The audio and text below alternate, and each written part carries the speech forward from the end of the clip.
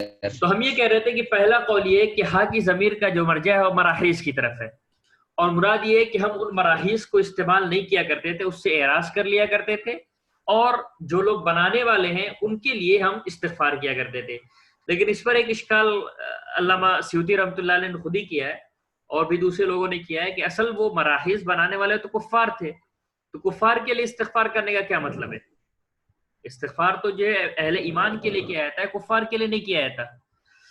تو اس کا جواب یہ دیا کہ اصل میں یہ کوئی ضروری نہیں ہے کہ وہ سارے بیت الخلاء کفار نہیں بنوائے ہوں،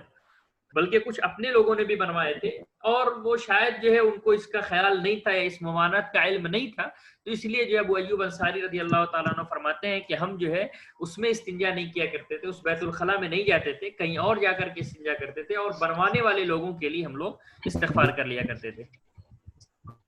ایک یہ ہے۔ دوسرا یہ کہا گیا ہے کہ ننحرف عنہا میں ہا کی ضمیر کا جو مرجع ہے وہ قبلہ ہے، اور مراد یہ ہے کہ ہم انہی بیت الخلاء کو استعمال تو کرتے تھے، لیکن بیٹھنے کے بعد اپنے رخ کو تھوڑا سا قبلے سے ہٹا لیا کرتے تھے۔ یہاں پر تھوڑی سی ایک چیز اور سمجھیے کہ حدیث کے اندر جو استقبال قبلہ یا استدبار قبلہ کی جو ممانعت ہے، وہ عین قبلہ ایک چیز ہوتی ہے، عین قبلہ، اور ایک چیز ہوتی ہے سمت قبلہ۔ عین قبلہ کا مطلب یہ ہوتا ہے کہ بالکل 90 ڈگری،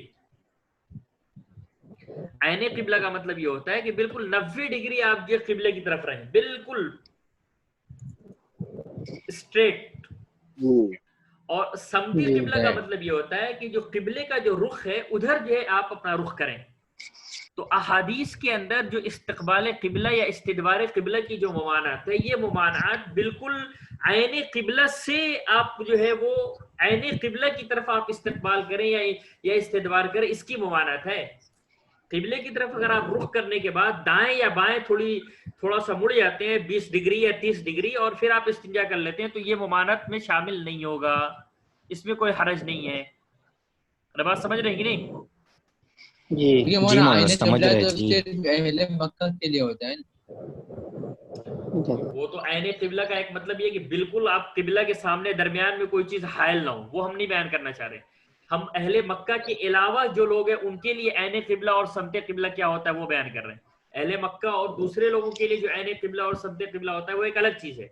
اور جو اہل مکہ کے علاوہ کے لوگوں کے لیے عین قبلہ اور سمت قبلہ جو ہوتا ہے اس کو ہم بیان کر رہے ہیں کہ اہل مکہ کے علاوہ کے لیے عین قبلہ کا مطلب یہ کہ بالکل قبلے کی طرف 90 ڈگری والا جو آپ کا جو اینگل بنتا ہے اس کو عین قبلہ کہتے ہیں، اور اس 90 ڈگری سے 10 یا 15 ڈگری دائیں یا 10 یا 15 ڈگری بائیں اگر آپ گھوم کر کے ادھر ادھر استقبال یا استدبار کرتے ہیں تو اس میں کوئی ممانعت نہیں ہے، کوئی حرج نہیں ہے۔ بات سمجھ میں آ رہی ہے؟ اسی طرح سے آپ نماز کے اندر دیکھتے ہیں کہ نماز میں قبلے کی طرف رخ کر کے نماز جو پڑھنا ہے، تو یہاں عین قبلہ کی طرف رخ کر کے نماز نہیں پڑھنا ہے بلکہ سمت قبلہ میں۔ اسی لیے آپ دیکھتے ہیں کہ اگر آپ تھوڑا سا دائیں بائیں بھی اگر مڑے ہوئے ہیں تو آپ کی نماز ہو جائے گی، کہ جائے کہ آپ کا گھومنا جو اللہ یہ کہ آپ کا گھومنا جو ہے وہ تقریباً 45 ڈگری سے زیادہ ہو جائے۔ 45 ڈگری سے زیادہ اگر آپ کا گھومنا ہو جاتا ہے تب تو پھر آپ کی نماز جو ہے وہ خراب ہو جائے گی، ورنہ اگر آپ جو ہے 10 سے لے کر کے 35 ڈگری تک جو ہے اگر آپ 33-34 ڈگری تک اگر آپ گھوم جاتے ہیں تو اس سے جو ہے آپ کی نماز پر کوئی اثر نہیں ہوتا۔ دوبارہ ننحرف عنہا میں دوسرا قول یہ ہے کہ ہا کی جو ضمیر ہے اس کا مرجع قبلے کی طرف ہے، اور مراد یہ ہے کہ ہم انہی مراحیز کو استعمال کرتے تھے، لیکن ہم تھوڑا سا جو ہے وہ اپنے رخ کو قبلے سے گھما لیا کرتے تھے، یعنی بالکل 90 ڈگری جو ہے قبلے کی طرف نہیں، بلکہ تھوڑا سا چاہے 10 یا 15 ڈگری دائیں یا 10 یا 15 ڈگری بائیں کی طرف جو ہے وہ ہم اپنے آپ کو گھما لیا کرتے تھے۔ وَنَسْتَغْفِرُ اللَّهَ، اور اللہ سے مغفرت طلب کرتے تھے، اس معنی کر کے کہ ہمیں یہ احساس ہوتا تھا کہ بہرحال ہم سے کوتاہی ہو رہی ہے، ہم سے کوتاہی ہو رہی ہے کہ ہم ان مراحیز کے اندر بیٹھ کر کے استنجا وغیرہ کر رہے ہیں، فراغت حاصل کر رہے ہیں جو کہ قبلہ رخ بنے ہوئے ہیں۔ تو اس کوتاہی کی بنیاد پر ہم جو ہے اپنے لیے استغفار کیا کرتے تھے، اور عملاً ایسا کیا کرتے تھے کہ 90 ڈگری سے اپنے آپ کو تھوڑا سا ہٹا لیا کرتے تھے، موڑ لیا کرتے تھے۔ یہ ہے اس حدیث کا ترجمہ۔ اب اس کے بعد جو ہے اس حدیث کے اندر جو اختلافات ہیں وہ انشاءاللہ جو ہے اقوال مذاہب وہ کل، اور اس میں پھر کس کی کیا کیا رائے اور کیا کیا دلیلیں ہیں وہ انشاءاللہ جو ہے آپ کو کل بیان کریں گے انشاءاللہ، اللہ نے زندگی دی۔